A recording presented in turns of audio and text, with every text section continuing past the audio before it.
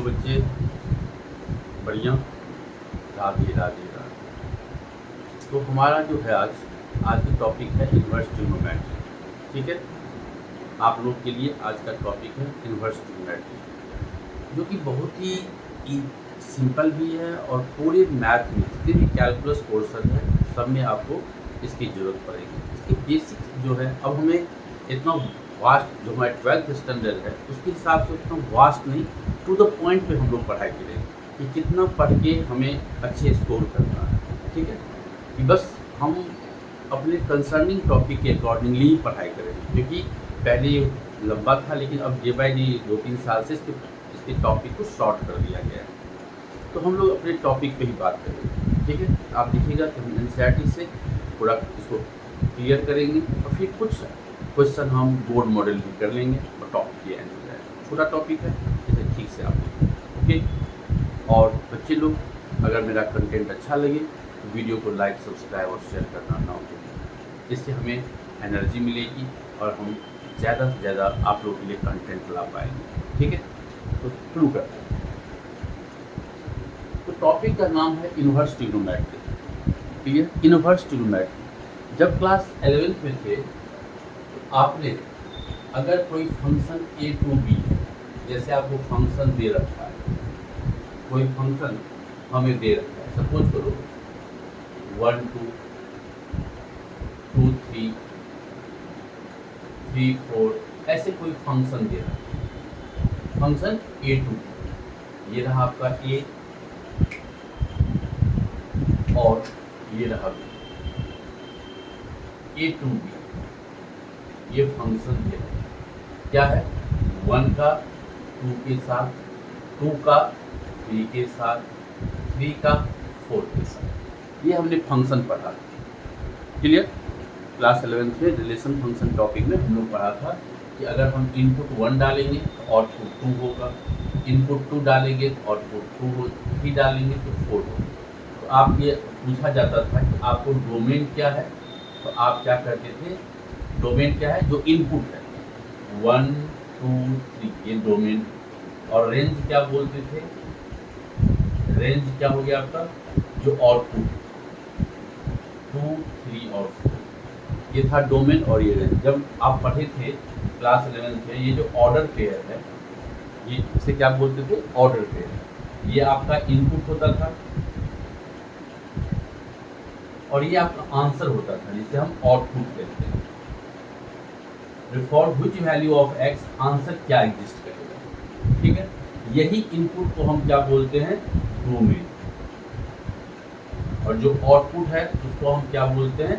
Range. ये हमने class 11th में पढ़ा था। तो अगर ए टू बी फंक्शन है तो बी टू ए जो हो जाएगा आपका, इसे ही इनवर्स फंक्शन कहेंगे। जो बी टू ए हो जाएगा इसे ही हम इनवर्स फंक्शन कहेंगे। इनवर्स फंक्शन क्या होगा मेरा? इनवर्स फंक्शन क्या हो जाएगा? ये हो जाएगा 2 का 1, 3 का 2, 4 का 3, ये हो गया इनवर्स फंक्शन। मतलब जो डोमेन है, डोमेन क्या होगा? डोमेन बिकम्स, जो पहले डोमेन था वो हो गया डोमेन बिकम्स रेंज एंड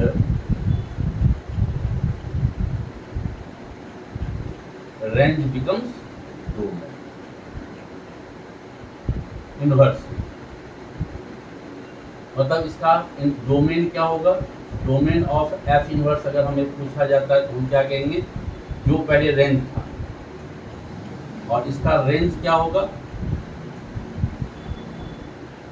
इसका रेंज क्या होगा? 1 2। जो पहले जो फंक्शन में जो डोमेन था वो रेंज हो गया और जो रेंज है वो डोमेन हो गया। ये हमने क्लास 11th में रिलेशन फंक्शन टॉपिक में पढ़ा है। अब आप देखो,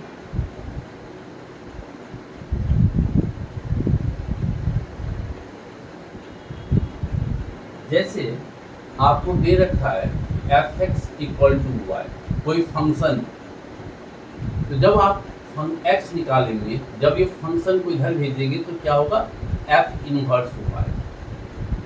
ये कभी भी ये मत समझना कि 1/fy, ये रेसिप्रोकल फंक्शन है और ये आपका अलग से इन्वर्स फंक्शन। रेसिप्रोकल फंक्शन और इन्वर्स फंक्शन सेम नहीं है, ठीक है। ये आपका रेसिप्रोकल फंक्शन है, ये आप इन्वर्स फंक्शन पढ़ रहे हो। तो f(x) पहले फंक्शन था मेरा f(x) = y। अब हम क्या लिखेंगे, x = f इनवर्स y। मतलब अगर हमें sin x दे रखा है y, अगर x यहाँ से निकालेंगे, जब sin इधर जाएगा तो आप क्या लिखेंगे, sin inverse y। Clear? x sin x = y, x = sin inverse y। कोई भी जैसे tan x = y, तो x को क्या लिखेंगे आप, tan इनवर्स y। इसका कभी भी मतलब ये मत समझ लेना 1/10y, ये कभी मत समझना, ठीक है, ये गलत। तो ये हम इसी के बारे में पढ़ रहे हैं। अब आप, क्योंकि ये तो बहुत वाइड टॉपिक हो जाएगा, तो आप हम अपना CBSE के हिसाब से इसको डील करते हैं। अब कहानी क्या है, इसके सबसे इम्पोर्टेंट है ये आपको टेबल। ये जो टेबल है ये आपको टिप्स पे होना चाहिए। ये आपका है डोमेन और ये हमने लिखा रेंज, जो प्रिंसिपल ब्रांच। ये टेबल आपको एकदम फिक्स होना चाहिए। पहले लिखा मैंने sin इनवर्स x, फिर cos इनवर्स x,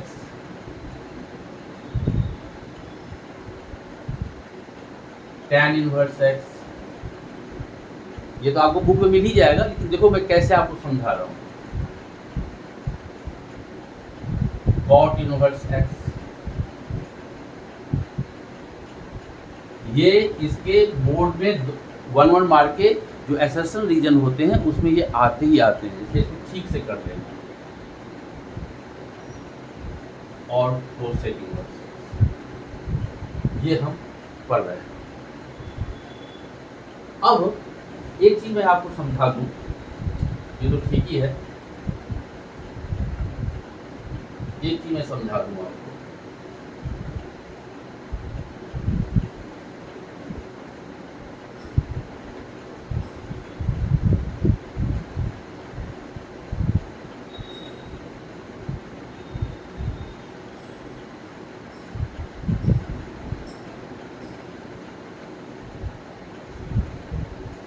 ये मान लो 0 है, ये π/2 है, ये π है और ये 3π है और ये आपका 2π है, ठीक है।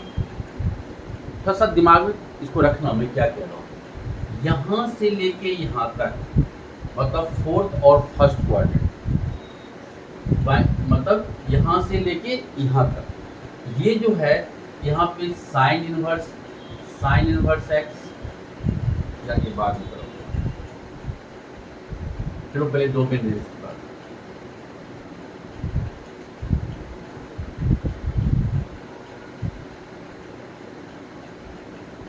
अब देखो आप, हमने जो पहले पढ़ा था 11th में, sin x का रेंज क्या होता है, आपने 10th में पढ़ा था sin 0 0 और π/2 पे आपने 1 पढ़ा था 10th क्लास में।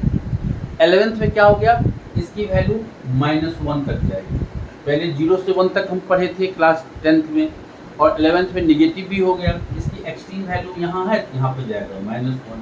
तो पहले ये sin x का रेंज था, रेंज ऑफ sin x -1 से 1, तो ये आपका क्या हो गया, ये हो गया डोमेन -1 से 1 क्लोज इंटरवल, मतलब -1 और 1 इंक्लूड। और इनपुट हमें यहाँ पे लेना है, रेंज इसका लेना है -π/2 से लेके π/2, ये हुआ साइन। अगर साइन का -1 से 1, अब आ जाते हैं पहले tan पे। अब tan पे भी आप देखना, ये साइन इनवर्स, tan इनवर्स और कोसेक इनवर्स, हम इसकी बात कर रहे हैं। tan भी आप जानते हो कि क्या होता है, 0 से लेके इन्फिनिटी, tan 0 is 0 और tan π/2 is इन्फिनिटी। अब हो गया -∞। जब ये आप -∞ से इन्फिनिटी लिखते हो, पूरा नंबर लाइन आ गया, माइनस इन्फिनिटी से infinity, that is called real number. तो ये आपका हो गया tan का क्या हो गया, ये रियल नंबर। और इसका रेंज क्या होगा, तो π/2 पे इन्फिनिटी होता है और -π/2 पर माइनस इन्फिनिटी। जो साइन का है वही tan का है, -π/2 से लेके π/2। लेकिन इसमें क्या होगा, यहाँ पे आप ओपन ब्रैकेट लगाएंगे। क्या लगाएंगे, ओपन ब्रैकेट, क्योंकि π/2 पे ये वैल्यू इन्फिनिटी हो जाता है और इन्फिनिटी मतलब फिक्स नंबर नहीं है, इसलिए हम लोग क्या करते हैं, इसको ओपन लगाते हैं। अब हम आ जाते हैं कोसेक के, sine inverse x, tan inverse x और कोसेक इनवर्स एक्स। कोसेक में क्या होता है, आप पढ़े थे कि कोसेक का वैल्यू कभी भी -1 और 1 के बीच में नहीं आता, मतलब 1 से लेके इन्फिनिटी या -इन्फिनिटी से लेके 1। कोसेक का क्या होगा, -इन्फिनिटी से यहाँ पे -1 यूनियन 1 से लेके इन्फिनिटी, यहाँ पे क्लोज डालना, इंक्लूड होता है। या कोई बच्चा लिखेगा ऑल रियल नंबर एक्सेप्ट -1 से लेके 1, इसके बीच का नंबर ये इंक्लूड है, ये और ये इंक्लूड है, इसके बीच का नहीं होगा। तो ऑल रियल नंबर एक्सेप्ट -1 से 1, इसका भी आ जाओ। ये भी क्या होगा, जो साइन का होगा वही कोसेक का होगा, -π/2 से लेके π/2। थोड़ा सा बनाना सीख फटाफट, एक्सेप्ट, क्योंकि कोसेक 0 आपका इन्फिनिटी होता है, इसीलिए इसके बीच में 0 आ गया, उसको आप हटा दें। ठीक है, जो आपने क्या देखा, ये चीज क्या हमने कहा, साइन, tan और कोसेक, यही -π/2 -π ये आया, लेकिन इसमें क्या था, क्लोज था। इसमें आपने देखा कि π/2 पे इन्फिनिटी हो जाता है, इसलिए आपने ओपन लगा दिया। कोसेक जो साइन का है वही कोसेक का है, लेकिन इसके बीच में 0 आ जाता है और कोसेक 0 इन्फिनिटी होते हैं, इसलिए आपने 0 को एक्सेप्ट कर दिया। ये था आपका साइन, tan और कोसेक। अब आ जाते हैं कॉस का। कॉस का भी क्या होता है, value maximum value 1, minimum value -1, इसलिए आपने कहा इसका डोमेन हो गया -1 से 1। और कॉस जो होता है इसके 0 से लेके 5 होते हैं, ये आपको याद है। अब अगर कॉस पता चल गया तो कॉट भी क्या होगा, कॉट का वैल्यू भी 0 से लेके 5 होगा। ये कॉट 0 इन्फिनिटी होता है, इसलिए ऑपरेट कर दिया आपने। सेक का भी क्या होगा, जो कॉस का होगा वही सेक का होगा, क्लोज इंटरवल, लेकिन सेक π/2 पे इन्फिनिटी होता है, इसलिए आपने कर दिया कि π/2। ये आपका रेंज आ गया। इधर आ जाओ, इसका भी कॉट का क्या होता है, डोमेन ऑल रियल नंबर। और सेक का भी वैल्यू क्या होता है, जो कोसेक का होता है, -1 और 1 के बीच में नहीं आते हैं। चाहे आप ऐसे लिखो, -इन्फिनिटी से -1 यूनियन 1 से लेके इन्फिनिटी, या आप लिखो ऑल रियल नंबर एक्सेप्ट -1 से लेके। तो ये टेबल आपको एकदम टिप्स पे होना चाहिए, डोमेन और रेंज, क्योंकि 1 मार्कर में असर्शन रीजन के क्वेश्चन आते ही आते हैं। ये टेबल आपको पूरा ठीक से करना है। अब एक चीज मैं आपको कहूं कि क्या मैं कहना चाह रहा था कि -π/2 से लेके π/2 यहाँ कौन से लाई करते हैं, आपको मैंने कहा sine inverse x, tan inverse x और कोसेक इनवर्स x। ठीक है, और दूसरी बात क्या कहा मैंने, 0 से लेके पाई पे क्या क्या लाई करता है, cos inverse x, cot inverse x और सेक इनवर्स x, ये मैंने कहा। क्लियर? तो इससे एक चीज क्लियर हो गया, अगर आपको साइन इनवर्स माइनस एक्स कहे या tan इनवर्स -x कहे या कोसेक इनवर्स -x कहे, अगर x नेगेटिव है इसका वैल्यू भी फंक्शन का नेगेटिव हो जाएगा। x नेगेटिव तो इस फंक्शन का आंसर भी नेगेटिव, मतलब ये आप लिखेंगे -sin inverse x, minus tan inverse x। जब भी एंगल, जब भी ये पोजीशन पे देखेंगे कि डोमेन में x नेगेटिव है तो सर जस्ट इसको आपने पहले नेगेटिव को हटा देना, कोसेक इनवर्स x ये हो क्लियर, क्योंकि ये -π/2 से π, लेकिन ये तो नहीं लाई करता है नेगेटिव में, तो इसका क्या होगा 0 से लेके π में होगा, तो इसको कैसे लिखेंगे हम, ये था इसका। अब अगर आपको आ जाए cos इनवर्स -x, क्योंकि ये फर्स्ट और सेकंड क्वाड्रेंट में होते हैं, तो आप क्या करेंगे, अगर नेगेटिव है कि cos सेकंड क्वाड्रेंट में नेगेटिव होता है, आप लिखेंगे सेकंड क्वाड्रेंट में नेगेटिव होता है तो आप लिखेंगे π-, अगर नेगेटिव है तो हटाने के लिए cos sin tan कोसेक में नेगेटिव तो नेगेटिव, लेकिन अगर cos इनवर्स -x आ जाए या आपका sec इनवर्स -x आ जाए या आपका cot इनवर्स -x आ जाए, तो आप सब में क्या करेंगे, नेगेटिव है तो π माइनस करेंगे।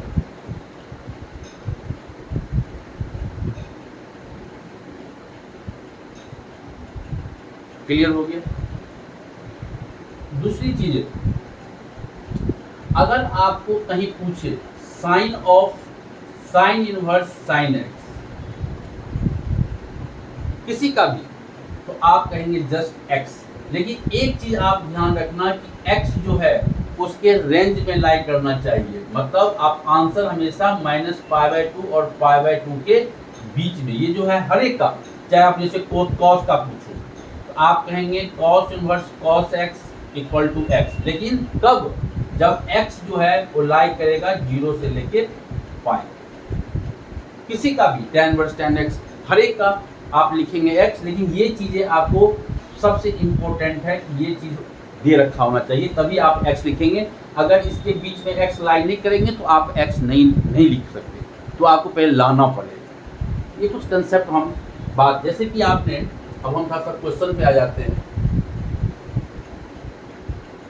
जैसे आपको प्रिंसिपल वैल्यू ब्रांच पूछे, आप अपना एक्सरसाइज खोलना, जैसे आपको क्वेश्चन पूछ दिया इसका प्रिंसिपल वैल्यू ब्रांच क्या होगा, जैसे मैं पूछा साइन इनवर्स 1/2, ये तो पॉजिटिव है, कोई दिक्कत ही नहीं है। अब एक बच्चा इसको देखिए, अब ये साइन इनवर्स है, ये साइन इनवर्स है, अब हम देखेंगे 1/2, क्योंकि डोमेन 1/2 है, साइन में 1/2 किसकी वैल्यू होती है, साइन के टेबल में आपने क्लास 10 में टेबल पढ़ा था, 1/2 किसका होता है, साइन 30 डिग्री, मतलब अब हम रेडियन बात करेंगे π/6, पर आपको पता होगा 30 degree equal to π/6, 45 degree π/4, 60 degree π/3, 90 degree that is π/2, 180 degree आप लिखते थे π, 270 डिग्री 3π/2, 360 डिग्री आप लिखते थे 2π। सब क्लास 11 में आप पढ़े हुए। तो हमने देखा कि यहाँ साइन इनवर्स है, ये वैल्यू साइन में किसकी वैल्यू होती है, साइन 30 डिग्री का, ठीक। और ये अभी आपको सिखाया हूँ साइन इनवर्स साइन x हट के क्या हो जाएगा π/6, क्यों, क्योंकि π/6 -π/2 और π/2 में लाई कर रहा है, इसीलिए this is my answer. Clear. जैसे कोई हमको पूछे 1 मार्कर है cos में √3/2, जस्ट देखेंगे कि cos में √3/2 वैल्यू हमने लिखा cos इनवर्स, अब cos में देखेंगे cos के टेबल में √3/2 किसका आता है, तो cos 30 का आता है, और cos इनवर्स cos x आपका हो गया x, क्यों सर, क्योंकि ये 0 और π के बीच में लाई कर रहा है, इसलिए मेरा आंसर राइट। क्लियर। जैसे अब हम लोग डायरेक्ट करेंगे, क्योंकि तो समझाने के लिए लिख रहा हूं, जैसे आपको मैं लिख दिया कोसेक इनवर्स 2 का वैल्यू, तो आप देखेंगे कोसेक तो साइन का रेसिप्रोकल था, तो 1/2 साइन 1/2 क्या था 30 डिग्री, तो कोसेक भी क्या होगा, cosec 30 degree is 2, that answer is π/6 direct. अब जैसे आपको पूछ दिया जाए cos इनवर्स -1/2, पहले इसकी निगेटिव को आप हटाओ, तो निगेटिव को क्या सिखाया था कि कॉस, कॉट और सेक में निगेटिव को हटाने के लिए आपको लिखना पड़ा था पाई माइनस कॉस इनवर्स 1/2। फिर निगेटिव को हटा लिया, हो गया। और कॉस में 1/2 किसकी वैल्यू होती है? कॉस 60 डिग्री का, तो जस्ट आंसर हो जाएगा 60 पाई बाई, और 3 पाई माइनस पाई आंसर हो गया आपका 2 पाई। जैसे आपको दे दिया जाता है tan इनवर्स -1, सर निगेटिव है डोमेन, तो साइन, दिमाग में साइन, tan और कोसेक में निगेटिव डायरेक्टली बाहर आ जाएगा, वैल्यू निगेटिव ही हो जाती है। ये हो गया आपका tan इनवर्स 1, और tan में 1 वैल्यू किसका होता है? π/4 का, आंसर हो गया आपका π/4। कोई दिक्कत तो नहीं होना चाहिए, बच्चों वाला चीज है। जैसे अब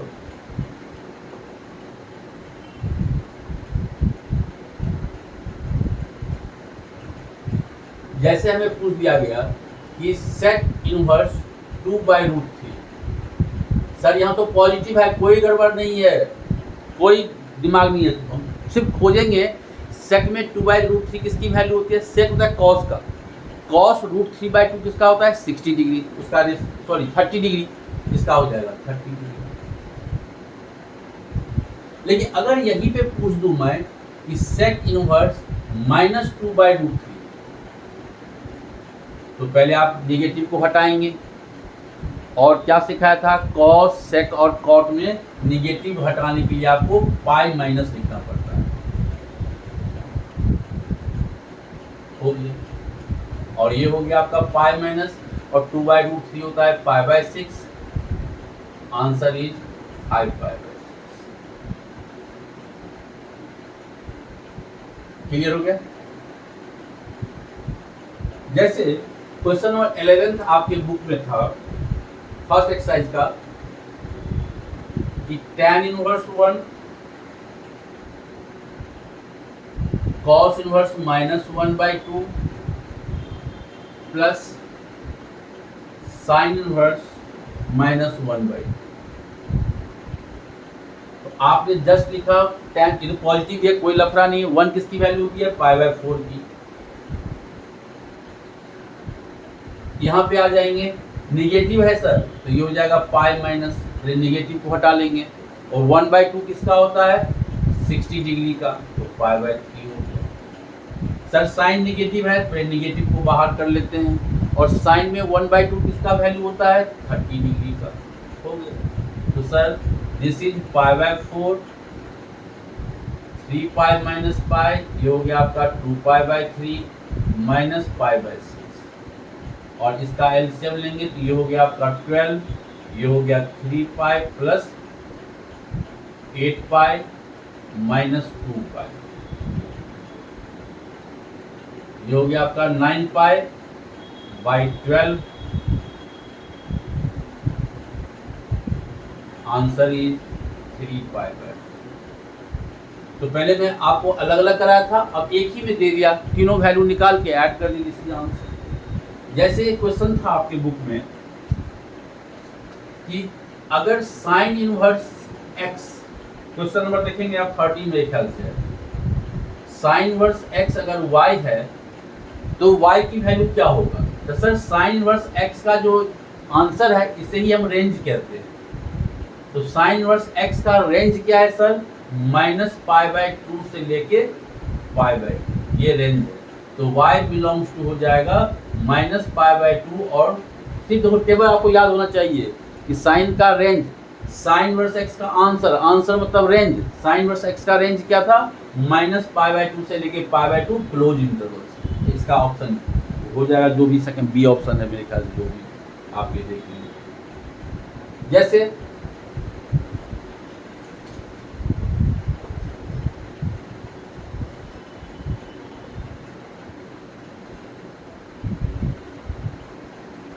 ये क्वेश्चन दे रखा है आपको, tan inverse √3 minus sec inverse -2, ये क्वेश्चन दे रखा है, फाइंड द वैल्यू। सर ये तो पॉजिटिव है, डजंट मैटर। √3 क्या होता है? 60 डिग्री। सर ये कॉस, सेक और कॉट अगर निगेटिव होता है हटाने के लिए हम पाई माइनस कर देते हैं। और सेक में 2 किसका वैल्यू होता है? तो कॉस में 1/2 30 डिग्री, सॉरी 60 डिग्री, तो ये हो जाएगा आपका 60 डिग्री पाई/2। आंसर क्या हो गया आपका? पाई/3 माइनस 2 पाई/3, दिस इज माइनस पाई/2। ठीक है, आज हम लोगों ने इन्वर्स ट्रिग्नोमेट्री आप लोगों को इंट्रोड्यूस कराया। आई होप कि आप लोगों को समझ में आया होगा। तो वीडियो को लाइक, सब्सक्राइब, शेयर करना ना भूलें। इसको पढ़ के आइएगा और मैं भी आपको अगली क्लास में इसको कराऊँ। पहले इसका ग्राफ डिस्कस कर लेंगे, क्योंकि ग्राफ भी बोर्ड में आता है। कल हम लोग अगले क्लास में इसके ग्राफ डिस्कस करेंगे, फिर से 1-2 क्लास में इसके क्वेश्चन करेंगे। बहुत ही ईजी टॉपिक है।